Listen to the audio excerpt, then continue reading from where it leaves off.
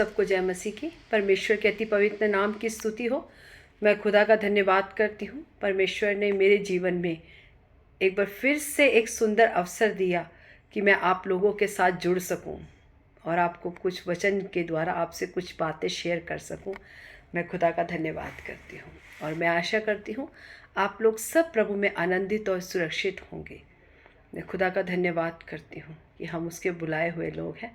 मैं परमेश्वर का धन्यवाद करती हूँ और मैं आशा करती हूँ जितने भी प्रार्थना विषय आपने दिए हैं, हर एक प्रार्थना विषय का हाँ और आमीन में उत्तर दिया खुदा ने।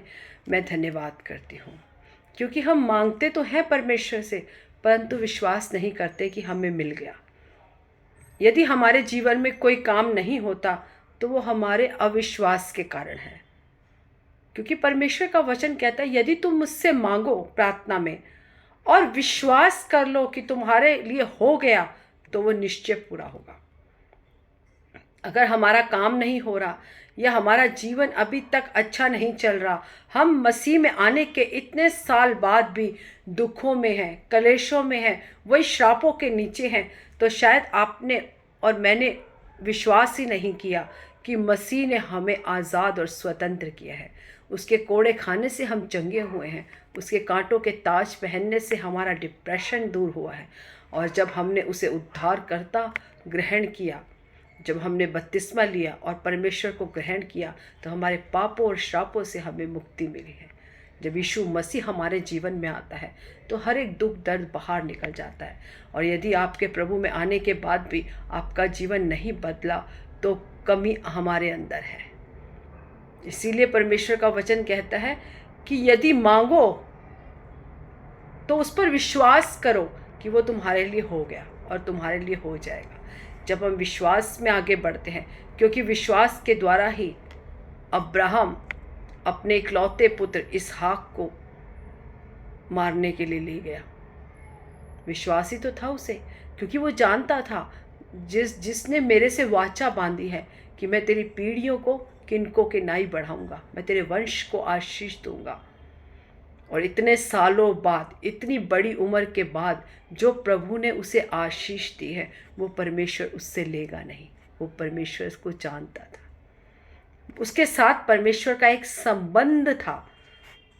जब हमारा परमेश्वर के साथ संबंध हो जाता है तो यदि वो हमें कोई चीज़ छोड़ने के लिए या कोई हमें अपनी कोई चीज़ कुर्बान करने के लिए बोलता है, तो हम जानते हैं कि ज़रूर उसमें हमारी कोई भलाई होगी या उसके द्वारा परमेश्वर की महिमा प्रकट होगी।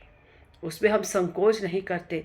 यदि आप अपने जीवन में कुछ छोड़ने में संकोच कर रहे हैं या कुछ परमेश्वर की आज्ञा को नहीं मान रहे हैं, तो उससे हानि केवल आपके जीवन को है, परमेश्वर को नहीं है। क्योंकि परमेश्वर के पास हर समय आपसे एक बेहतर विकल्प होता है।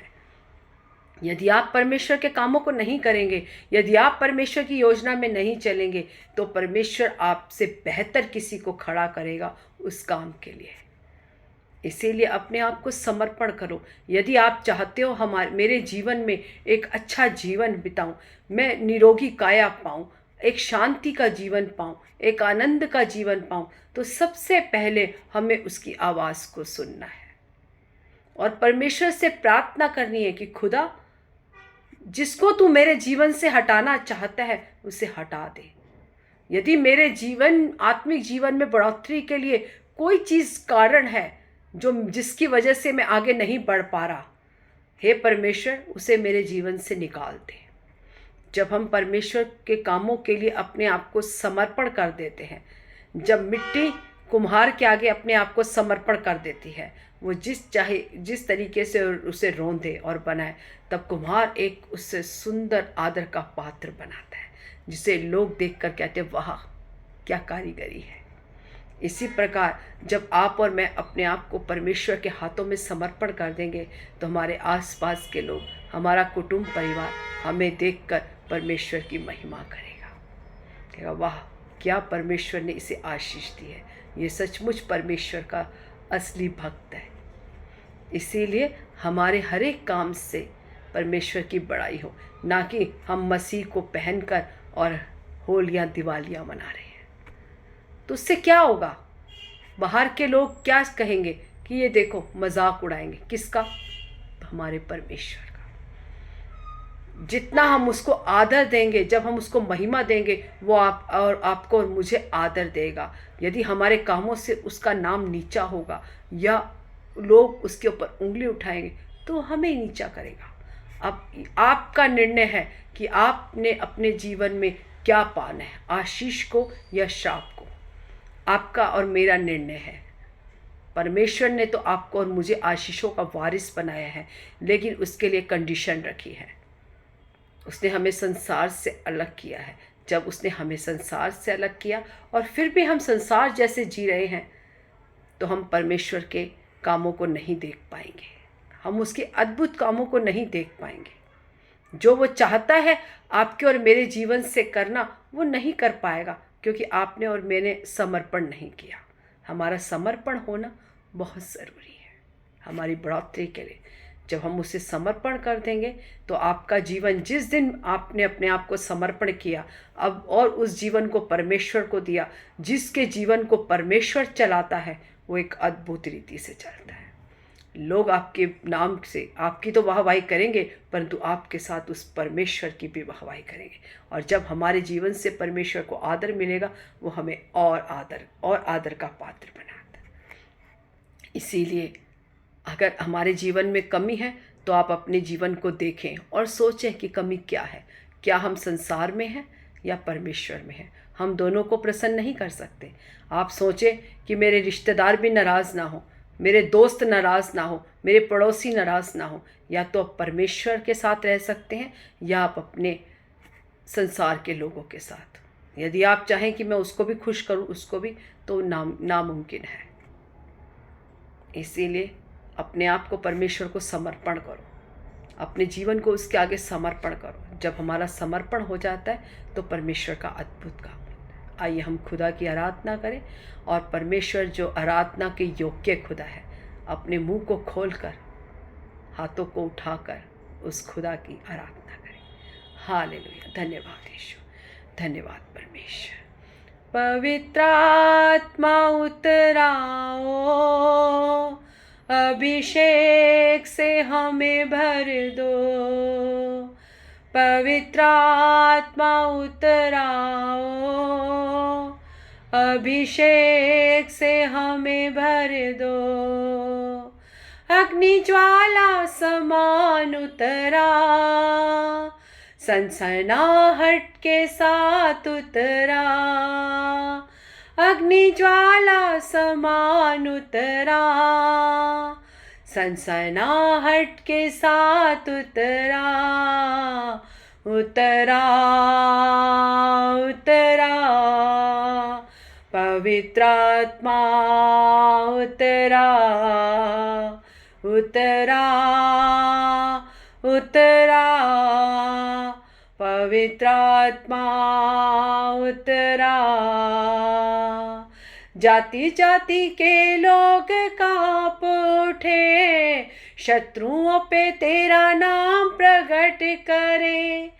जाति जाति के लोग कांप उठे, शत्रुओं पर तेरा नाम प्रकट करे। जैसे प्रभु के भवन में आग उतरे, मेरे मन मंदिर में भी आग भर दे। जैसे प्रभु के भवन में आग उतरे, मेरे मन मंदिर में भी आग भर दे। उतरा उतरा पवित्र आत्मा उतरा। उतरा उतरा पवित्र आत्मा उतरा। पवित्र आत्मा उतराओ, अभिषेक से हमें भर दो। पवित्र आत्मा उतराओ, अभिषेक से हमें भर दो। अग्नि ज्वाला समान उतरा, सनसनाहट के साथ उतरा। अग्नि ज्वाला समान उतरा, सनसनाहट के साथ उतरा उतरा उतरा, पवित्र आत्मा उतरा उतरा उतरा, पवित्र आत्मा उतरा। इस्राएली लोगों को छुड़ाने के लिए आग में से मूसा को पुकारने वाले, इस्राएली लोगों को छुड़ाने के लिए आग में से मूसा को पुकारने वाले, जैसे कटीली झाड़ी में तेरी आग उतरे, उस आग में से मुझको तू दर्शन दे। जैसे कटीली झाड़ी में तेरी आग उतरे, उस आग में से मुझको तू दर्शन दे। उतरा उतरा, पवित्र आत्मा उतरा उतरा उतरा, पवित्र आत्मा उतरा, पवित्र आत्मा उतरा। ओ अभिषेक से हमें भर दो, पवित्र आत्मा उतरा। ओ अभिषेक से हमें भर दो, अग्नि ज्वाला समान उतरा, सनसनाहट के साथ उतरा, अग्नि ज्वाला समान उतरा, सनसनाहट के साथ उतरा उतरा उतरा, पवित्र आत्मा उतरा उतरा उतरा, पवित्र आत्मा उतरा उतरा उतरा, पवित्र आत्मा उतरा। आमीन आमीन आमीन। धन्यवाद धन्यवाद धन्यवाद धन्यवाद सामर्थी पिता परमेश्वर, हालेलुया। धन्यवाद खुदा, हम तेरी बड़ाई, तेरी स्तुति, तेरी प्रशंसा, तेरी महिमा करते हैं खुदा। स्तुतियों में विराज्यमान पिता परमेश्वर, हम आपका धन्यवाद करते हैं। ऐ मेरे मन यहोवा को धन्य कह, और जो कुछ मुझ में है उसके पवित्र नाम को धन्य कह। ऐ मेरे मन यहोवा को धन्य कह, उसके किसी उपकार भलाई को ना भूलना। वही तो तेरे सभी अधर्मों को क्षमा करता है, वही तेरे रोगों को चंगा करने वाला खुदा है, वही तेरे सर पर करुणा और दया का मुकुट बांधता है। हम धन्यवाद करते हैं खुदा। आज के वचन की सेवकाई को आपके हाथों में सौंपते हैं। आपने प्रार्थना सुनी, धन्यवाद। यीशु मसीह के मीठे सामर्थी जीवित नाम से मांगते हैं, आमीन आमीन आमीन। सबको जय मसीह की, परमेश्वर के अति पवित्र नाम की स्तुति हो। आइए आज हम वचन की मनादी के लिए फिलिपियों 1:27,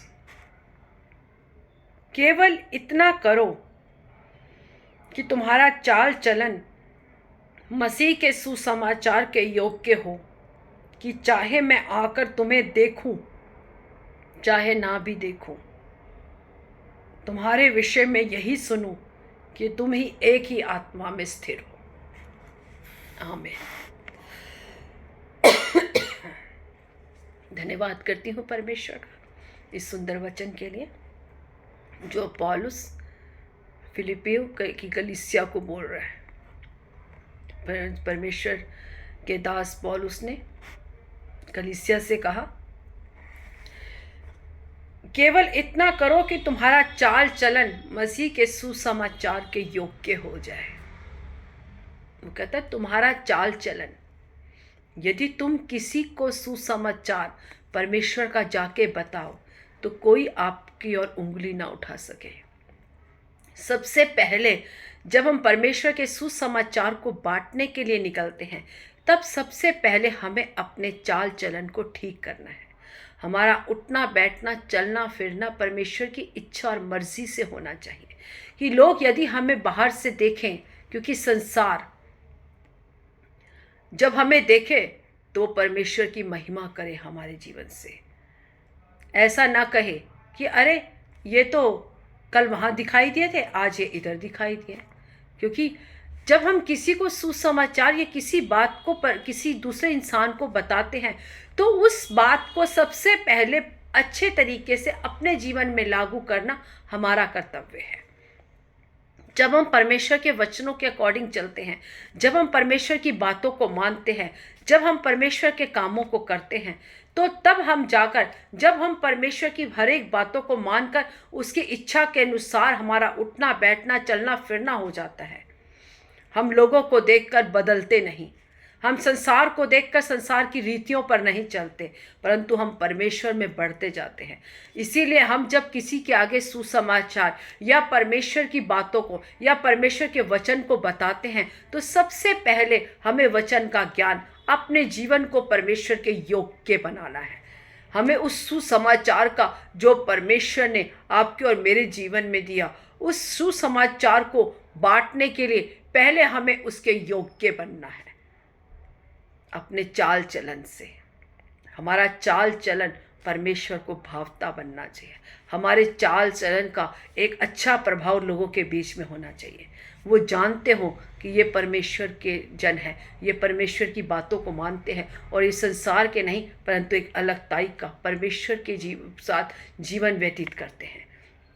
हम किसी को तभी बता पाएंगे यदि हमारा घर में, यदि हमारे जीवन में ही कमी है तो हम दूसरे को कैसे बता सकते हैं। पहले, सबसे पहले हमें परमेश्वर के वचन को बांटने के लिए हमें अपने आप को सुधारना बहुत ज़रूरी है। हमें अपने चाल चलन को, अपने व्यवहार को परमेश्वर के सुसमाचार बांटने के योग्य बनाना है। आगे पौलुस क्या कहता है, चाहे मैं आकर तुम्हें देखूं और चाहे ना आऊं। ऐसा नहीं है कि हम किसी को दिखाने के लिए, वो कहता है चाहे मैं आऊं चाहे मैं ना आऊं, कि मुझे दिखाने के लिए अपना चाल चलन नहीं बदलना। क्योंकि पौलुस भी एक मनुष्य है। यदि हम मनुष्य को दिखाने के लिए अपने चाल चलन को बदल रहे हैं, लेकिन हमारे जीवन में कोई भी बदलाव नहीं है, हम परमेश्वर को प्रसन्न करने वाले नहीं हैं, लेकिन हम लोगों को प्रसन्न करने वाले बने हैं। हम कलीसिया में आके जय मसीह की करते हैं, जोर जोर से प्रार्थना करते हैं, लेकिन जब त्योहार आते हैं तो हम अन्य जाति जैसे दिखते हैं। आप उस अन्य जाति में, जब हम उसके जैसे चल रहे हैं, तो आप अन्य जाति में जाकर कैसे प्रभु का सुसमाचार बांट सकते हैं? क्योंकि यदि आप भी दो नाव पे हैं तो आप किसी को कैसे कह सकते हैं कि परमेश्वर में बनो।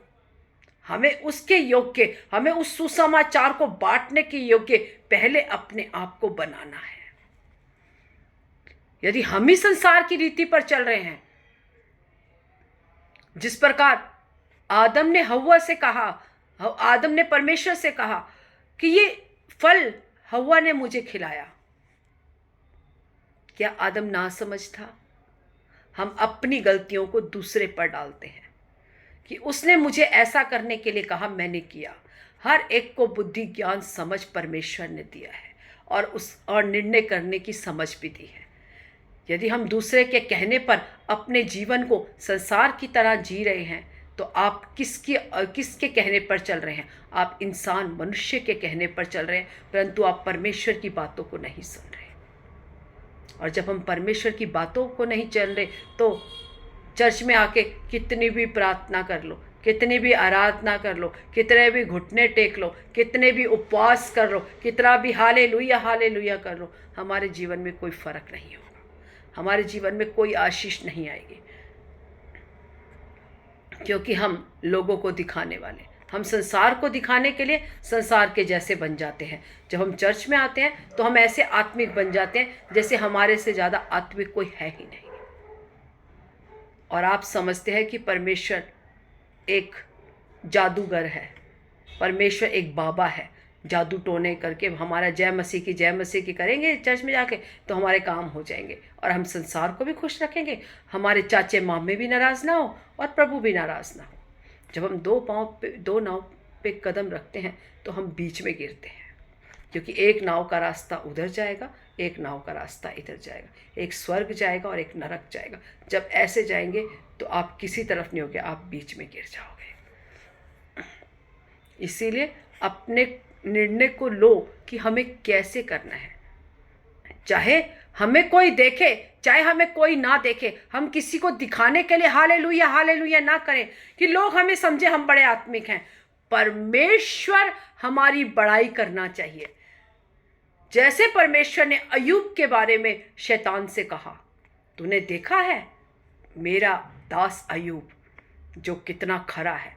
यदि परमेश्वर आपकी प्रशंसा करे तो वो आपकी बड़ाई है। मनुष्य आपकी प्रशंसा करे तो उसमें कोई बड़ाई नहीं, क्योंकि आप रंग बदलते हैं। आप इधर की तरफ इधर चले जाते हैं, आप उसको भी चाहते हैं खुश रहे और आप उसको भी याद, क्योंकि हम संसार के सदृश्य नहीं बनते।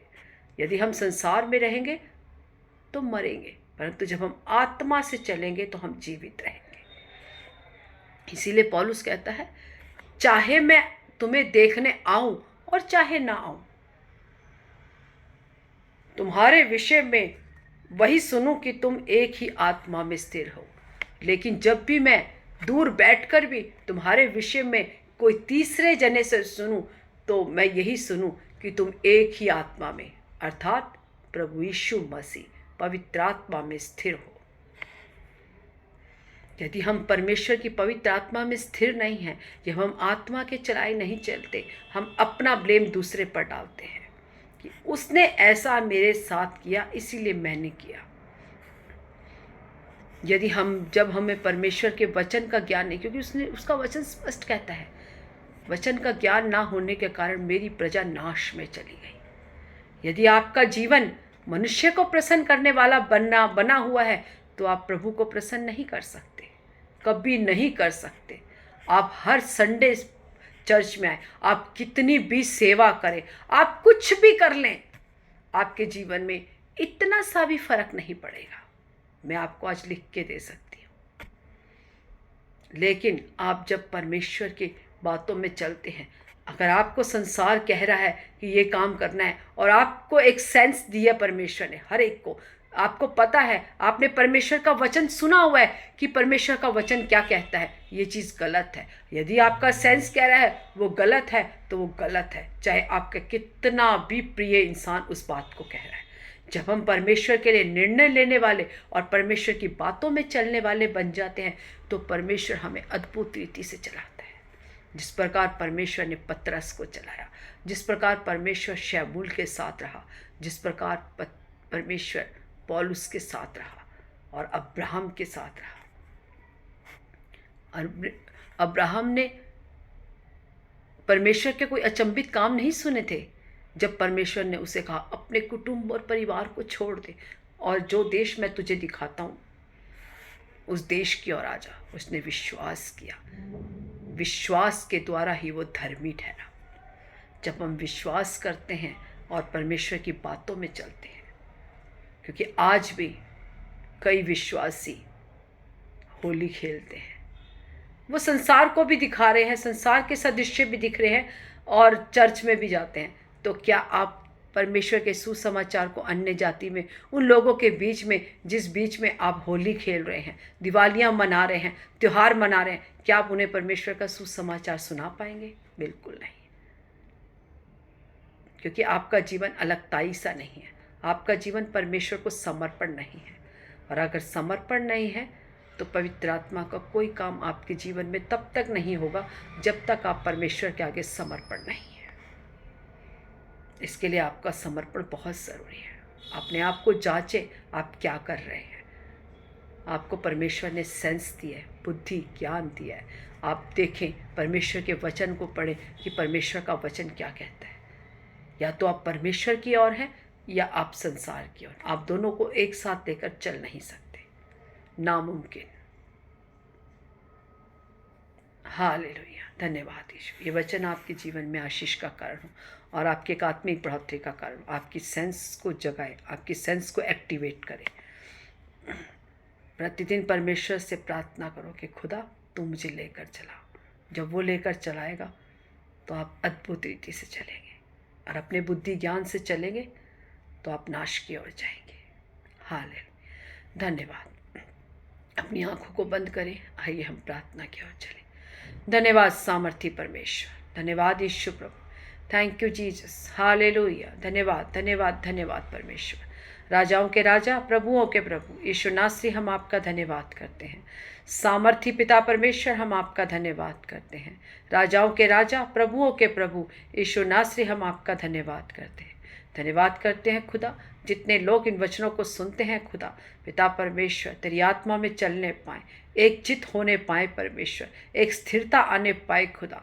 हे पिता परमेश्वर, जिस प्रकार पौलुस ने कहा, मैं तुम्हें देखूं या ना देखूं, परंतु तुम एक ही आत्मा में स्थिर हो, केवल एक ही आत्मा जो यीशु मसीह की है, उसी में खुदा हम स्थिर रहें परमेश्वर। हम संसार के सदृश्य नहीं बने खुदा, परंतु तेरी आत्मा में स्थिर रहने के लिए, तेरी आत्मा में बढ़ने के लिए खुदा आप सबकी मदद और सहायता करें। आज का वचन भतेरे लोगों के लिए एक आशीष का कारण। धन्यवाद करती हूँ खुदा, आगे के समय को, अपने जीवन को, हर एक बातों को पिता आपके हाथों में सौंपती हूँ। आपने प्रार्थना सुनी, धन्यवाद। सारी आदर महिमा जलाल आपको देते हैं, यीशु मसीह के मीठे सामर्थ्य और जीवित नाम से मांगती हूँ। आमीन आमीन आमीन। God bless you all. प्रभु आप सबको आशीष दे। आमीन।